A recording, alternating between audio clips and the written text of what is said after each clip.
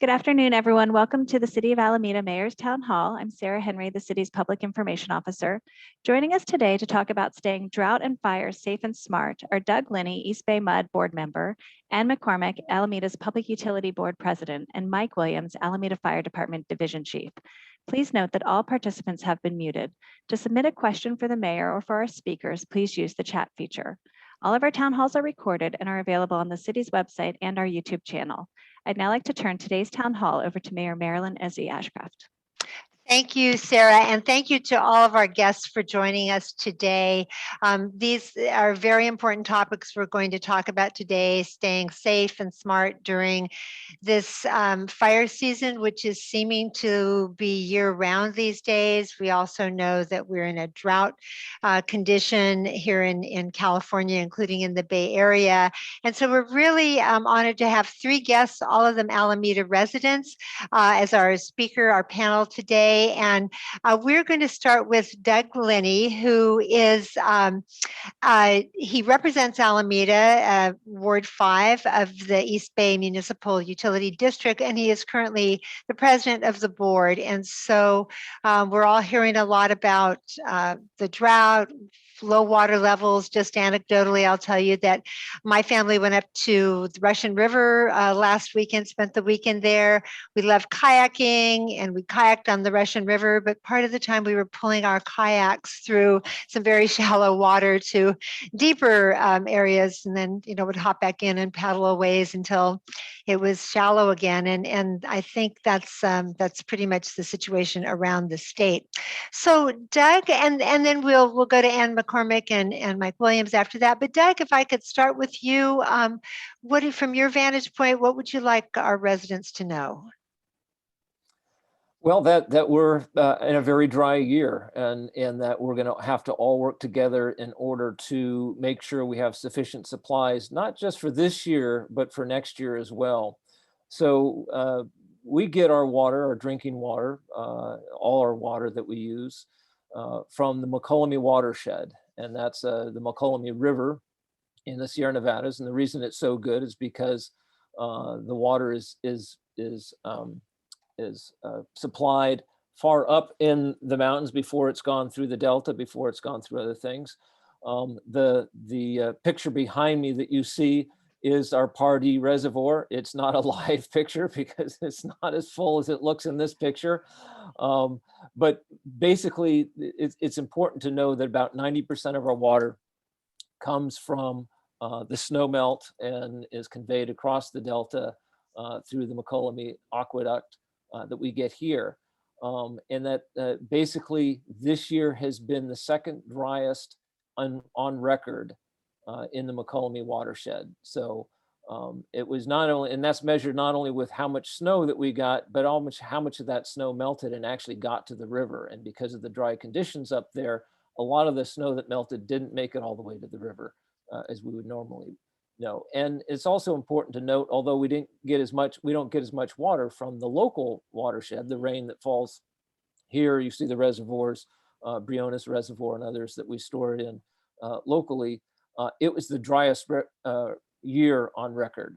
And that's important to understand that, in as far as the records go back that we've kept in the last 100 years or more, there's never been a drier year. And so while we have good carryover, because last year we stored a lot of water from a relatively normal year, this year we're going to be drawing that down, and what we're really concerned about is next year. So all the water that you're able to conserve is savings that we need for next year if we have a dry year again. Doug, if I could just jump in and with a question that residents have asked me, East Bay Mud wants us to conserve, but you're not requiring us to conserve as compared to, say, Marin County and Santa Clara County. Why is that? Yeah, so we have several stages of drought alerts, and again, it's mostly tied to how much carryover storage that we have. And this year, given how much water we had last year and how much water people have generally saved, we're in what we call stage 1. which is a voluntary 10%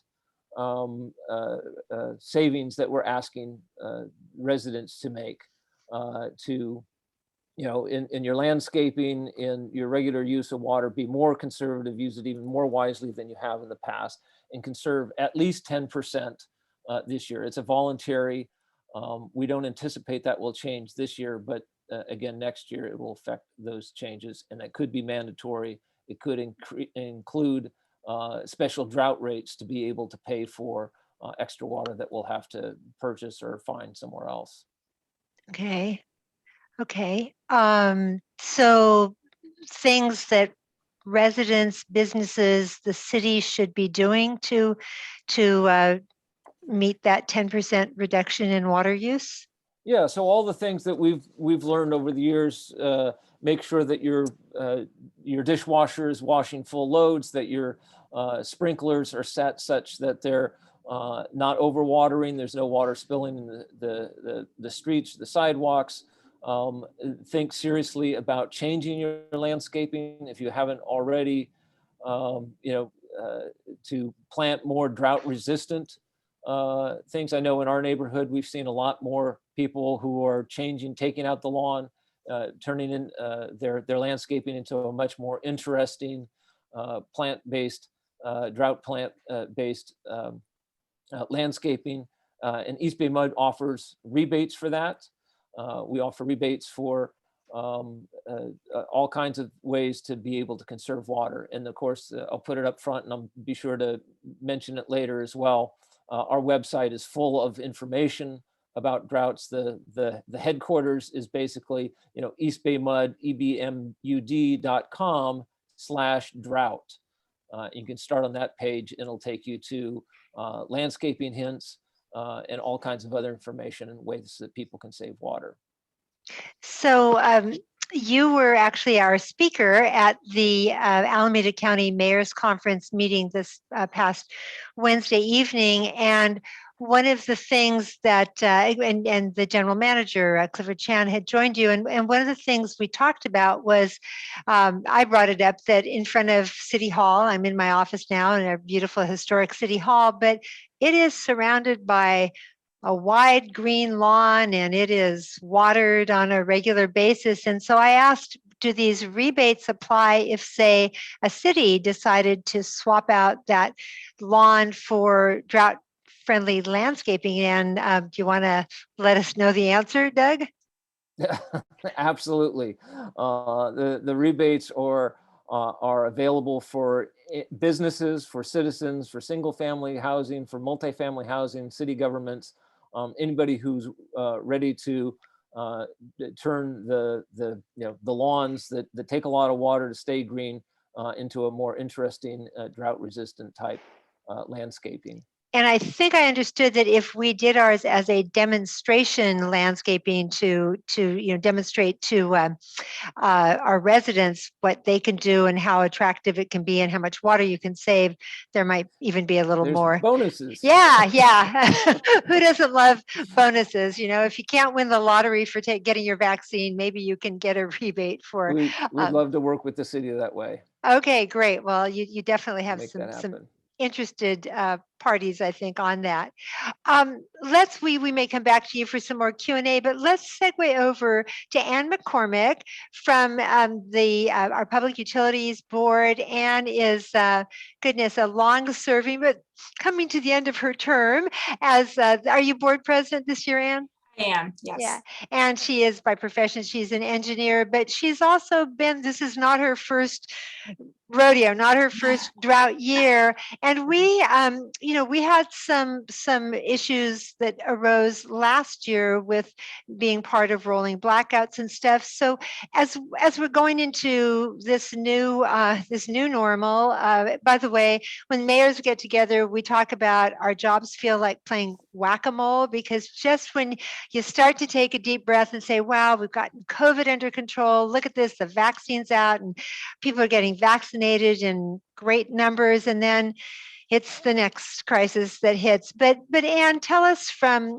all of us are AMP customers, and so tell us a little bit about what this looks like, what precautions or actions AMP might be taking, and any advice you have from for our listeners. And thanks so much for joining us. My pleasure. Thank you, Mayor Ashcraft. And I also need to thank Sarah Henry for putting these together so well each Friday. It's a pleasure to have this opportunity to talk about what AMP has done in preparation for the drought. As Marilyn said, it's not our first drought. We've been at this a while, but I'm happy to say that we as a municipal utility are more prepared than ever. However, there are a number of factors beyond our control. As everybody knows, we have our own municipal utility, we own our own grid in the city, and we have our own carbon-free renewable resource portfolio. So we're in good shape here in the city. I also can't forget to say that we held rates steady for the second year in a row, and we're now 27% lower than PG&E. We estimate that saves Alamedans about $22 million a year in their bill, plus we contribute about $8 million a year to the city for a net benefit of $30 million, not counting the local jobs and everything else. But that aside, we are part of the state grid. There are things we don't control. We take transmission power from PG&E into our city, and we are part of the ISO. We also have large hydro power as part of our portfolio. So I'm going to talk about all of those three things. And I'll throw some links up in the chat. There are possibilities of rolling blackouts in the fall as we come into fire season. Those have nothing to do with what's going on in Alameda. And of course, we are protected for the most part from forest fires here. But again, being part of that state grid, we do not anticipate being part of PSPS, which is the public safety power shutdowns that PG&E does. But we do take power from them, so there is that remote possibility. A bigger possibility is what we experienced last year, where as part of it's called the ISO, the Independent System Operator for the state, we are asked to drop load. We are asked to drop about 10% of our load during the state energy crisis. Now, we have excess power in Alameda. Our load has been reducing over time through energy efficiency, through other programs. So we have enough power, but we have to be citizens, in that state effort. If that happens, we generally roll circuits an hour and a half to 2 hours at a time, and there's plenty of information available about that. So I'm going to post some links in the chat about where to get that information, what to do during a power outage, and how to stay safe, and some tips. I will say, number one, pay attention to the AMP webpage, to our Twitter, to our Facebook, and Sarah does a good job of echoing those important alerts that we put up. But I always, I get phone calls, I see speculation on social media. A lot of people are wondering what's going on. It's like, look at the webpage. It's all right there. And 9 times out of 10, it's a Mylar balloon. So that's usually the answer. We've got some information about that too, coming up on, as Sarah posted yesterday, graduation season. So hang on to those balloons. By the way, I'll just note that we've got Susan Davis, the Public Information Officer for AUSD she's one of our guests. And so I know Susan heard that, and weight those balloons down if you must use a Mylar balloon. Great. So yeah, but all kidding aside, we take the power outages very seriously. We minimize them and minimize the impact to the degree that we can. I do want to stress that it's due to factors beyond our control and being part of that grid. 2 other questions that Mayor Ashcraft noted. One is that our hydro impact. We've talked a lot about our carbon-free power portfolio. I'll put some links in the chat of where to see a map of those resources. On an average year or good hydro year, we take about 40% of our power from hydro. It's very low cost. Hydro is a 24/7 renewable resource. But during low flow, the environment comes first. There are minimum flows kept for the environment, for fish, for fisheries. And the power customers, hydroelectric is sort of like the gravy off the dam. The dams are there for other reasons. And so we come last, frankly, after water, after the environment. And so we will not have, we may have our hydro allocation cut by as much as 50%. We're waiting to see. We do have other renewable resources to back that up with. We don't expect that to be a good problem, but we do take that hydropower when we can, again, because it's affordable and 24/7. The biggest thing you can do to help the situation is, we talk a lot about conservation and energy efficiency. We've got, like Doug talked about it, East Bay, eBay Mud, we have efficiency rebates and lots you can do. Those tips are all on our website. Actually, what you're hearing more and more about, because it's becoming more important than ever, is when you use power. Power is instantaneous, as everybody knows, unless you have a pack of batteries in your garage, which a large handful of people in Alameda do. But power is instantaneous. When the sun sets and those evening hours, it's typically about 4 to 10 for the state. I think in Alameda, our on-peak period is 5 to 9. Anything you can do to shift your power use out of that time will help the state. It helps us level our load. And more importantly, you can save a ton of money. So we have a time of use rate, which, as it implies, it charges you. Our normal rates are how much power you use, and if we want you to use more and get those electric cars, but it's not that. It's much more advantageous if you're on a time of use rate and run your dishwasher, do what you can to use power during our non-peak periods, namely after 9 at night or before 4. So that time of use rate is up. More information again on our webpage. We had over 100 people subscribe on the first day because your electricity is on sale if you pay attention to when you use it. And it not only saves you money, but it really, really helps the state. The state has something called the duck curve, and I'll just show it with my hand really quick. Our power dips during the day because of solar. We have a ton of solar, and we have this neck of the duck that goes up when you get home from work and then settles out. So when we reduce that early evening power when everybody gets home, it helps everybody. And can I just stop you for a minute and ask, so this time of use scheduling or rates, that's something that a customer has to affirmatively sign up for? Yes. Another reason to visit the AMP website. And then the other thing is, can our residents sign up to receive alerts from AMP? Do you do text messaging or phone calls or what have you? The best it would be Twitter. I don't know that we're actively using text alerts other than the big, we go through that county system for things like a blackout or things like that. So that's on the AC alert system. We're part of that. Okay. Twitter alerts would probably be the best way to go. Okay. And you do need to opt into time of use. It's a great rate if you're paying attention. We would never suggest people go on it who aren't aware of how their rate has changed. That wouldn't be advantageous to them. All right, thanks. So go ahead. You were starting to say something. Oh, I think that's it. I just wanted to say I'm happy to answer any questions, and I'll drop a couple links into the chat. Okay, so thank you for all that. So then I'm going to go over to Division Chief Mike Williams from Alameda Fire Department.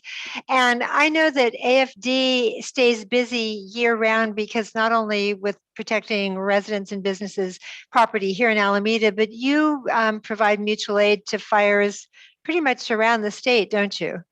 That is correct. That is correct, Mayor. And I want to talk about that and talk about another issue, how Alamedans could prepare for fire season.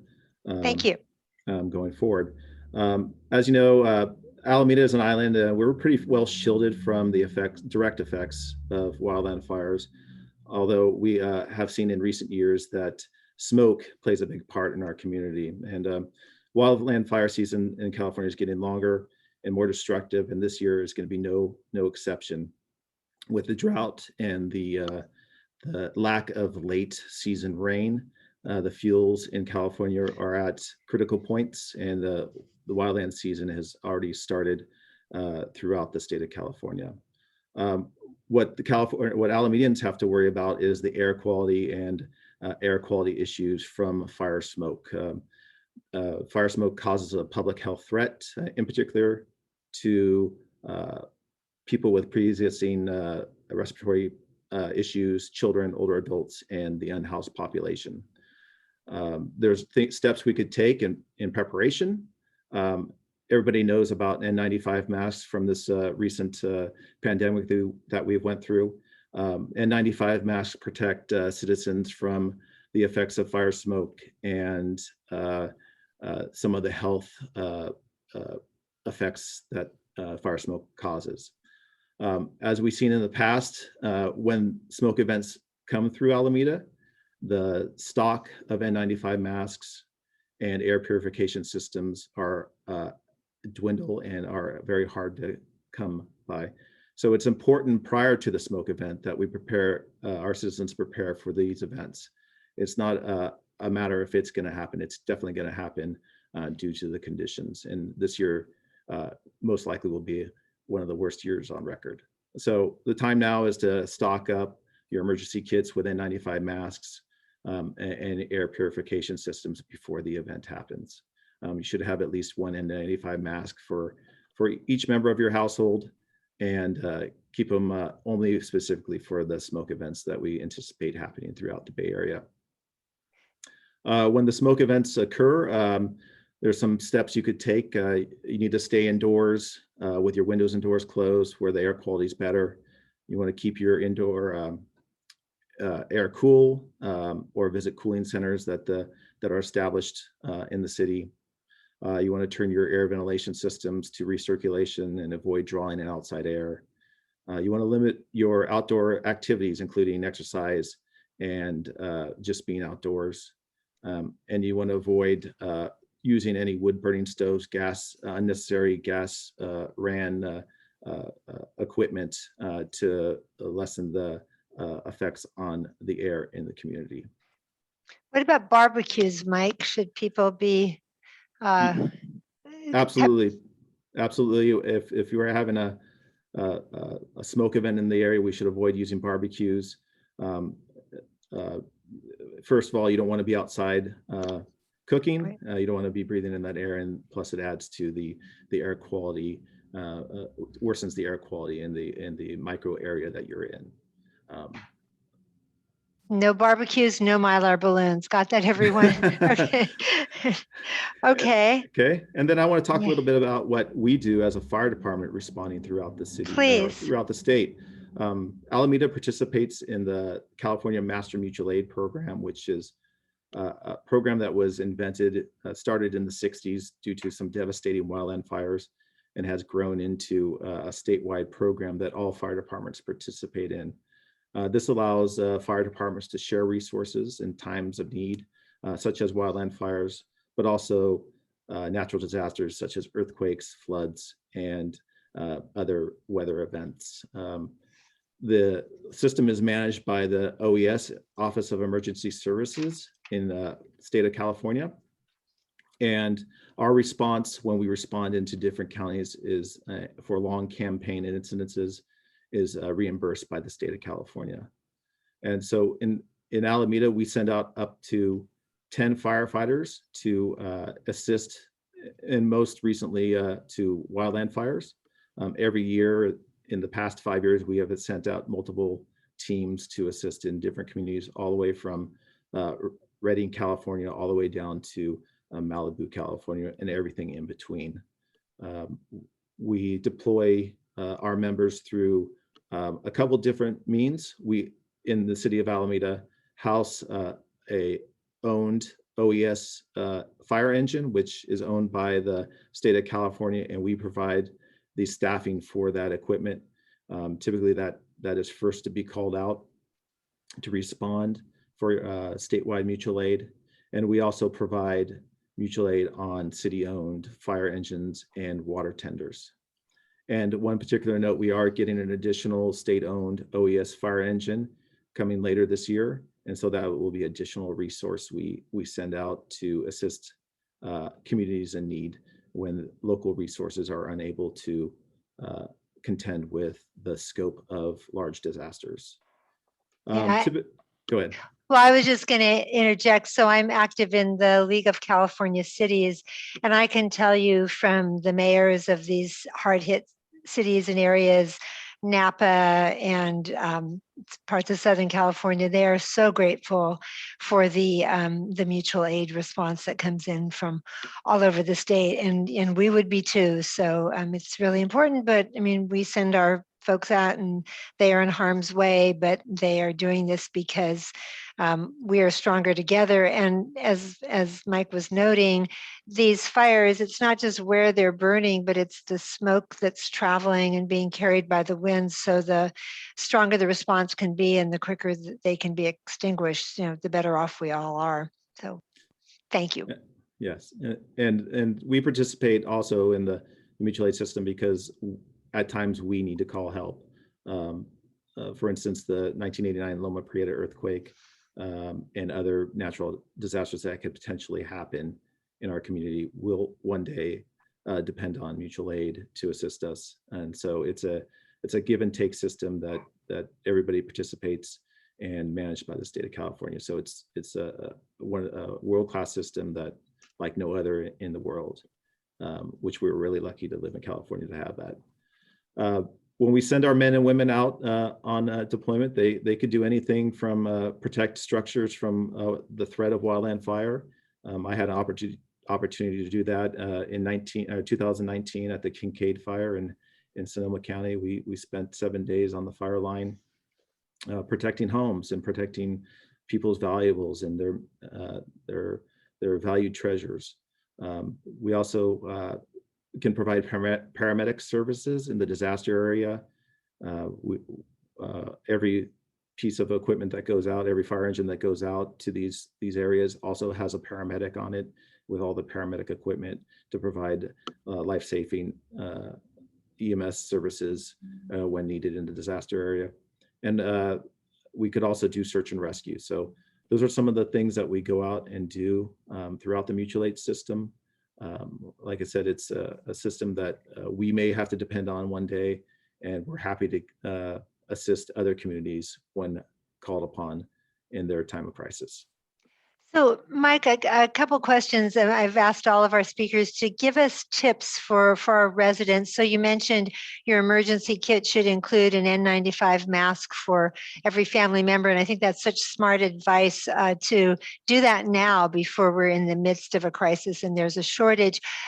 Tell us what you mean by, was it air purification system? And then also, what other supplies should people be sure to have on hand in their homes? Or you can tell people to sign up for CERT too, because that's Sure. important. Yeah. Sure. Yeah. As the mayor mentioned, we do have a CERT program through the city of Alameda, which is just about to restart doing classes after a long sabbatical because of COVID. But it should restart up in the fall, I believe. I think they're planning for that. As far as being prepared, you want to have the basics, and this is not just for firefighting or threats of fire, but any natural disaster. You want to have at least 3 days of food on hand for every member of your family. You want to have a supply of medication for people that depend on medication. You want to, if you're forced to evacuate, you want to make sure that you have a plan in place, not only to evacuate yourself and your pets, but also have, like I said, medications, your most treasured valued memorabilia, like your computer hard drive with your pictures, your money. You want to have enough to be sustainable for at least 72 hours. And then you also want to establish a communication plan with your family members that may not be in Alameda to let them know that you are safe, whether that's calling somebody outside the disaster area, maybe across the country, to let people know you're safe. Because typically if we are hit by a natural disaster, such as an earthquake, communications locally will be hindered, in being able to communicate with loved ones just miles away may be impossible. So having a plan in place to have a check-in spot that may be out of the area. Great. And that would be food and water, right? For 72 hours per family member. Correct. Food and water and food for your pets as well. Okay. All right. Thank you. Now, I know Sarah says we've got some questions that have come in from the audience. I might have a few to toss out, but Sarah, why don't you get us started with questions? Great, thank you, Mayor. The first question, I think hits a couple of folks, but the people have asked, how will the new development that's happening in Alameda help or hurt our water shortage? I think that's a Doug Linney kind of question. Sure. So generally speaking, new development does increase the demand for water. But the good news is that new development also is usually must meet the most stringent water conservation requirements. So all the appliances, dishwashers, washing machines, and et cetera, must be, the most water efficient appliances. Secondly, a lot of the new housing, and especially that what we're seeing in Alameda, are not single family homes, but more dense development. That means less landscaping and water usage that way. And we're finding generally there's just less demand, incremental demand with new housing than with the current housing stock.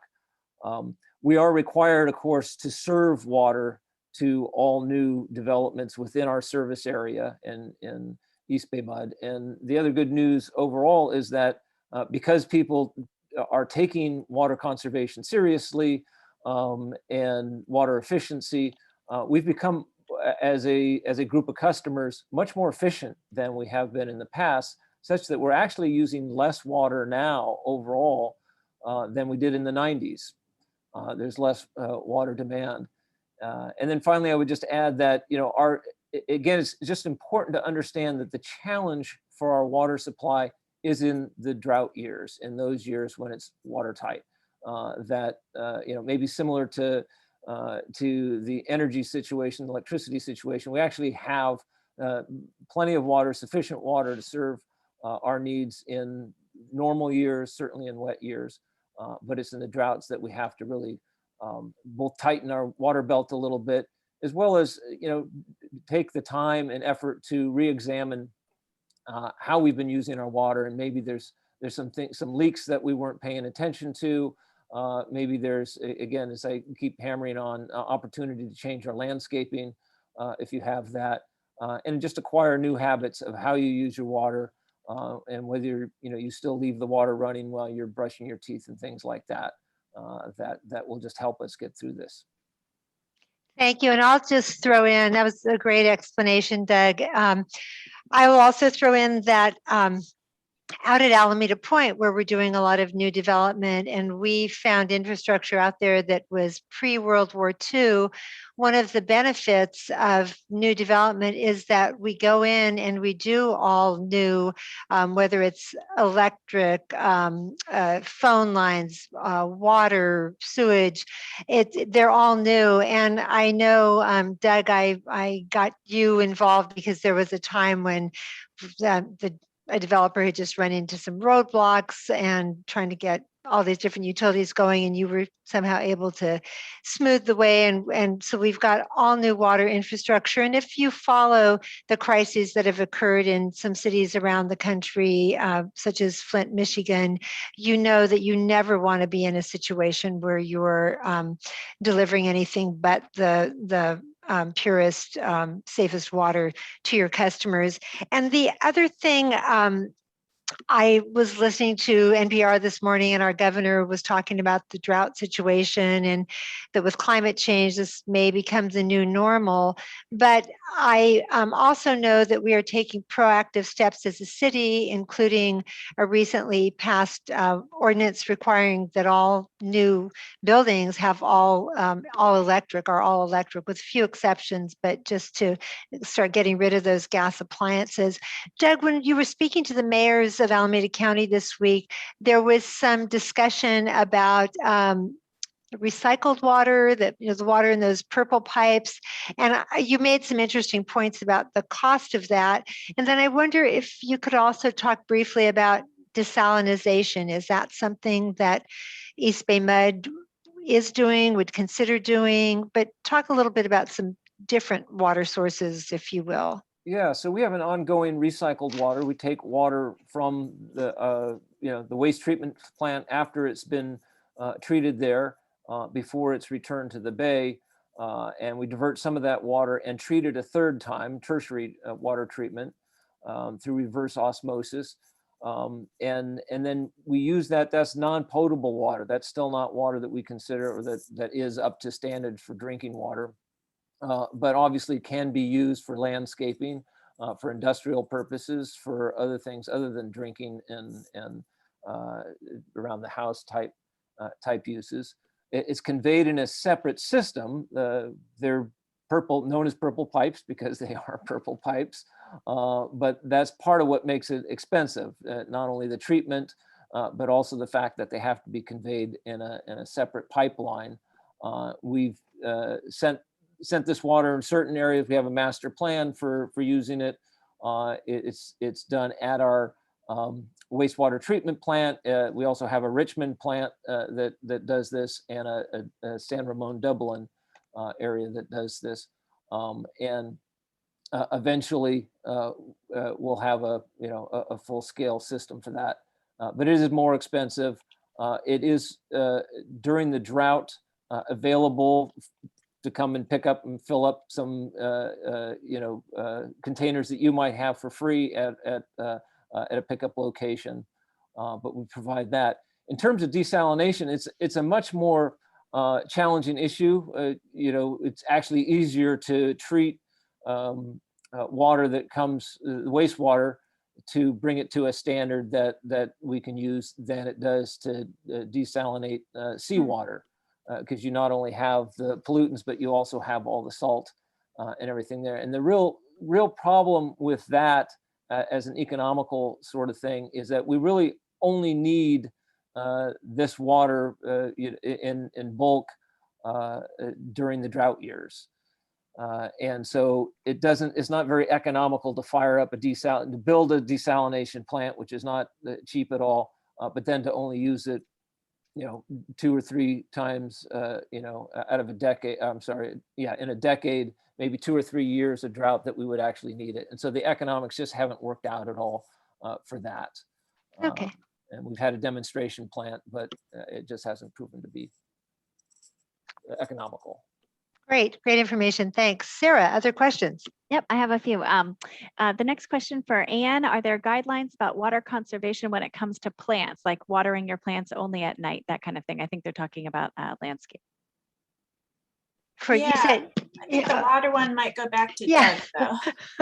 I know that Anne only waters her plants in the middle of the night, though, if anyone wanted to know.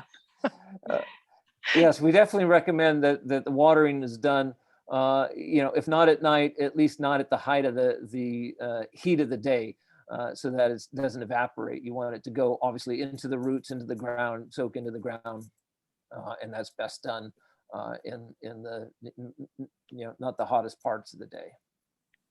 Okay. So that's the guideline, but it's not enforceable. It's not a requirement, I suppose. I think this person was. Yeah, right now that's not. Again, we're in the stage 1 where it's voluntary, and we're asking people to do what they can, and be cognizant, be water-wise users. But there's not an enforcement of this, but that could change. Got it. Doug, and I should know this as a longtime East Bay Mud customer, but do East Bay Mud rates increase with the amount of usage? They do, don't they? There's different tiers or different levels? We have 3 tiers, increasing block, we call it. And basically, the more water that you use in a month, the higher the rate gets. So there's a first rate that's basically set upon for the standard indoor use and kind of a minimal use, if you will, of water. And then the second rate is for covering a second tier is that additional water that you use, particularly for outdoor type use. And then the third tier is what we consider, just a more, I wouldn't call it necessarily an excessive use, but a third tier of using water. It's best to stay within the first tier or second tier, obviously. Okay, thanks. And then the last question that I have actually, and then I have a one follow-up on a resource, but the last question was for the East Bay Mud rebates that you talked about, Doug, for replacing grass with drought-resistant landscapes. Can government agencies also take advantage of that program? Yes, and that's what we were talking about before, that Alameda can take advantage of that. City of Alameda, they're really available commercial, residential across the board. And the school district as well. That's right. Yes. And then the last thing I wanted to mention to those folks that are watching is that Susan Davis reminded me that a few years ago, we created something called Prepare Our Island, a partnership with the city and the school district. And so alamedaca.gov/prepare, we have ways to get repaired in 8 weeks with videos and all sorts of resources that we worked on with Sharon Oliver at the fire department and other folks. So check it out, alamedaca.gov/prepare. And that was my last question. Great. So how about we'll do a little wrap up of just, as we're going into the summer months, finally we have a glorious weather day. What would you like people to keep in mind as we're enjoying this summer weather, and whether you're here or whether you're traveling, just how to stay safe and start. Let's start with you, Mike Williams. Sure. Well, the summer is always a challenging time for the fire department. We have the challenges from fires throughout the state and throughout California. And also we have an increase in emergency services due to heat-related injuries. So my advice to everybody is not only be fire safe and prepared for the big disasters, but take care of yourself on a daily basis in the summer heat. Hydrate often, stay cool. Don't overexert yourself on those days. And if you do travel out of the area, make sure that you have a emergency kit also in your car or with you as well. A lot of times, and it happens that we get caught up while we're traveling in emergencies. It could be something as minor as a vehicle accident, or we come across a devastating wildfire that we're trapped in, and we need to be able to be self-sustainable for 72 hours. So it's a good idea to have that ability inside your vehicle as well. So that's my recommendation. Very good tip. Travel with an emergency kit. I mean, you probably should have one in the trunk at all times, huh? Yes, definitely. Yes. Okay. That's on my list. All right. Ann McCormick, how about you? Yeah. Well, I just want to reiterate that, we're well prepared here in Alameda on the electric side, but there are things in the state grid that are well beyond our control. So if we do need to have any rolling blackouts or any issues like that, please pay attention to AMP's information through our Twitter, through our webpage, and through Facebook, and sign up for the AC alerts, and watch the city's information as well, which is just the best place to look. I've included some links that I know that Sarah has shared about how to be prepared for a power outage. Echoes what our fire department shared with us as well. But yeah, again, we think we're in good shape, but we never know what's going to happen this year. And we made a couple references to Mylar balloons, but would you just remind people what it is? I mean, they're so cute and inviting, and I love all the things and the shapes. Just don't buy them. But why is it? Well, they're metallic, the nice shininess, they're metallic, and it conducts electricity, and they rise up right into our power lines. So basically it can connect arcing, cause a short circuit, and for safety, that power line will shut itself down. Now that could be a block, it could be many blocks. So in the wrong place, it can take out a big part of our system. So they're a nuisance, frankly. We spend a lot of staff time going out and removing them before that happens most of the time. We have a map on our Facebook that Sarah shared with the city of just in the last year. I think we had over 30 incidents of Mylar balloons. We also get rats and squirrels that frankly are conductors and do the same thing too. So So that happens. We have less So- control over them, but We yeah. have less control over them. Some cities have Mylar balloon bans. We're, I don't know that we've Oh. gone that far with it, but we would recommend caution. Get those little weights and don't watch them fly into the sky. They're cute. We joke about it, but it's more than a nuisance. It can be a safety issue when our customers' power goes down, and it doesn't make us look good. It's our reliability. We hate that. Yeah. Yeah. Is it, if I could put Susan Davis on the spot for just a minute, I think Sarah would unmute you. Susan, does AUSD have any guidelines about, I know that graduates this year, the graduation ceremonies can only bring 2 guests, I believe it is. Is it 2 guests and no Mylar balloons, or does that?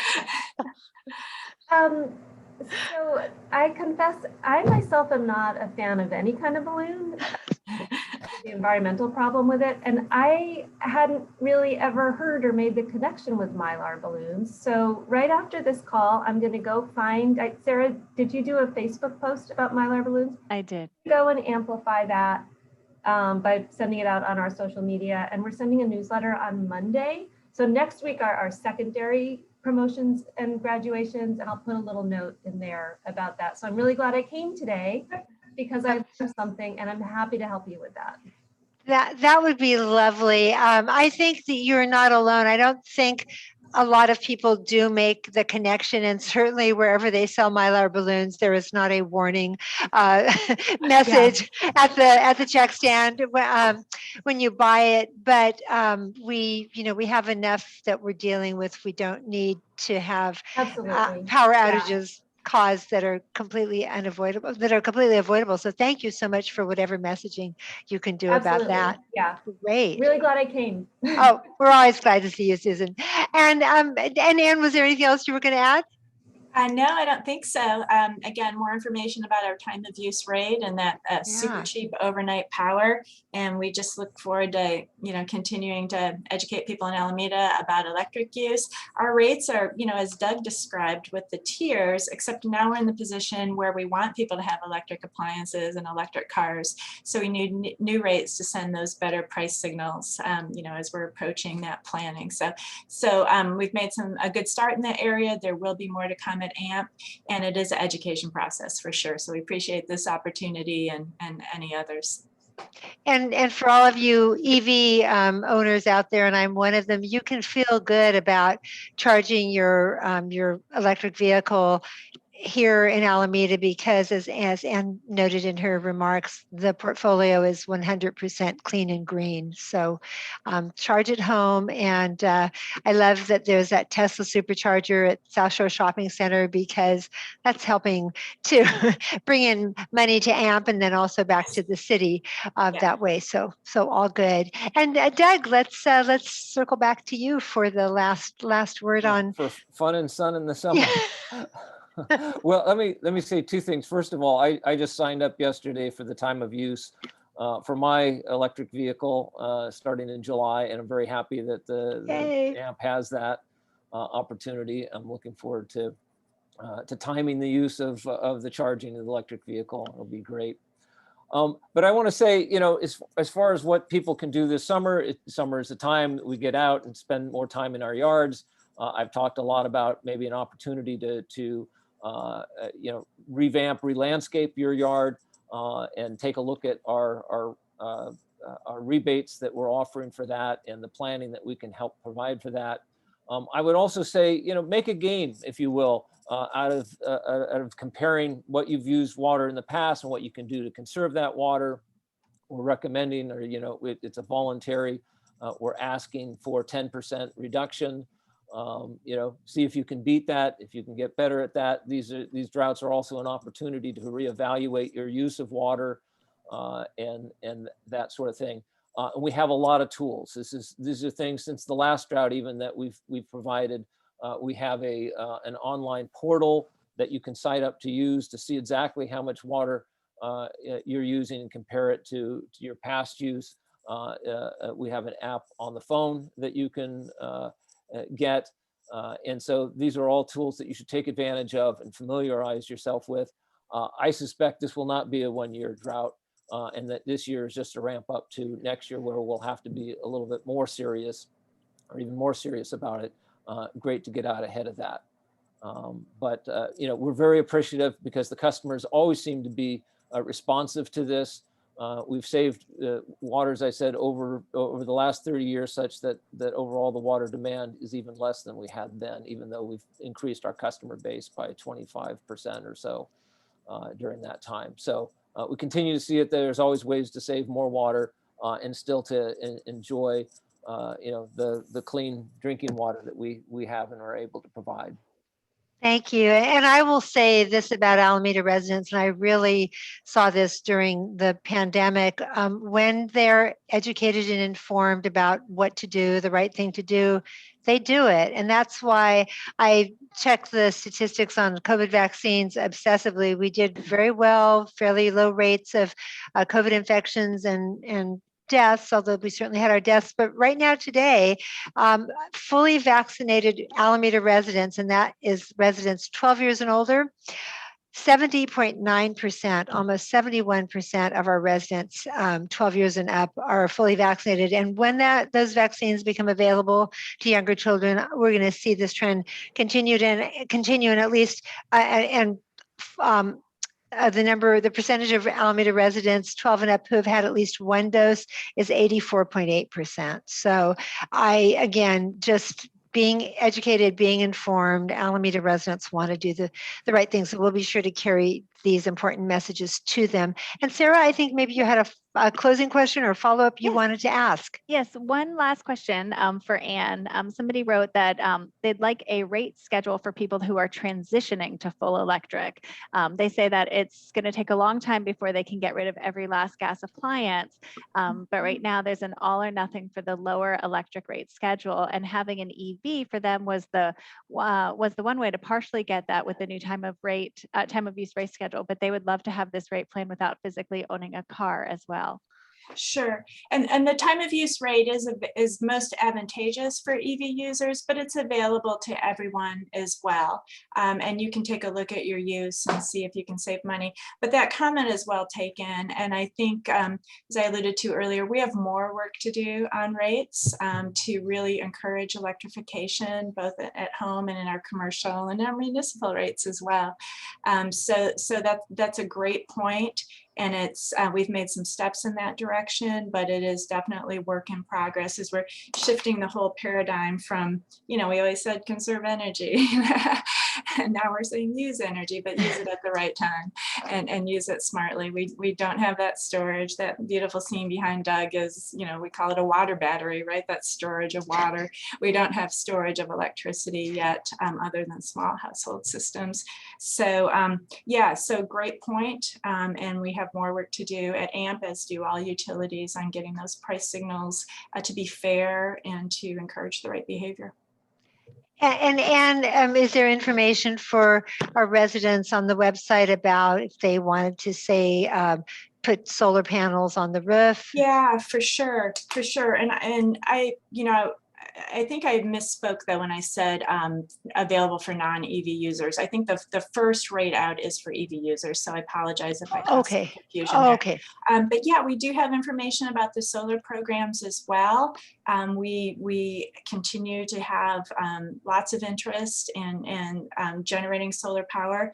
Again, with storage, which is becoming more and more cost effective, is really the best way to do it because you can size it for your need. I mean, the bad thing about solar power is the shape of when you get the power just during the day, not when you might need it at the most, or not when it's most advantageous overall. So yeah, more information about that. There are EV charging rebates that we have. We still have a rebate for EV used cars, which is worth taking a look at. So lots of information on the website. And we also have Nico Prokos, the AMP general manager, and you can always attend the PUB meetings, the Public Utility Board meetings, where all of these various policies are discussed, and you can offer your public comment. Nico, remind us when the PUB meets. Sarah will unmute you. Am I unmuted now? You are. Hi, Nico. Welcome. Oh, hi. Hello, Mayor Ashcraft. Yeah, so the PUB meets once a month, typically the third Monday of the month. And yeah, I do want to reiterate that we're always interested in hearing from the public. Obviously, a little bit challenging under COVID with doing everything remote, but we're hopeful that as we open up, we'll get more people coming to our meetings. And also, I want to emphasize, we're doing a lot on EVs and electrification, and there's a lot of great programs out there. We're very excited about the TOU rollout. In fact, we're very surprised and pleasantly surprised that we had 200 customers within the first 10 days. So people are signing up quickly, and I'm glad to hear that the East Bay Mud president has also signed up for the TOU rate, so that's great news. And the mayor will soon. Yeah, that's right. And I also want to mention that in addition to all the chargers around, you mentioned the Tesla superchargers, we actually have our chargers out front of our building here, and they are free. So if anybody wants to come by and charge for free, I can't think of a better value proposition than that. I look out the window frequently, and there's usually some space out there. Wow. So Nico, just remind people who might not know where that is. It's on the corner of Grand and Clement. We're kind of nestled in between all that development going on at Alameda Marina and at the former Pennzoil's place. Yeah. We're practically the only building left standing now, but yeah, that's a great tip. Absolutely. Thanks, Nico. And then Mike Williams, you mentioned that this fall CERT training programs will be coming back. How would residents, and I hope lots of residents are interested in getting their CERT training, how would residents find out about that? Sure. On our website, there's a place to sign up. It's on the www.alamedaca.gov/fire, and there's a button that says CERT, and that will bring you to the CERT page, which Captain Oliver manages, and she's in the planning stages right now of putting together the classes. So look for that coming soon, and as long as everything goes as it's supposed to as far as COVID, knock on wood, we'll be back in the classroom and educating citizens on how to be prepared for a disaster and help out the city in the time of need. So help your neighborhood, and remind us, how many weeks long are those classes? What does it involve? It's 4 modules, and it's over. You could do it on the weekend. I don't know. Sure, she's going to change it up a little bit. There might be some online stuff, but usually it's 4 weekends scattered out through a quarter period. So and it's pretty. I think there's 4 classes or 4 sessions a year.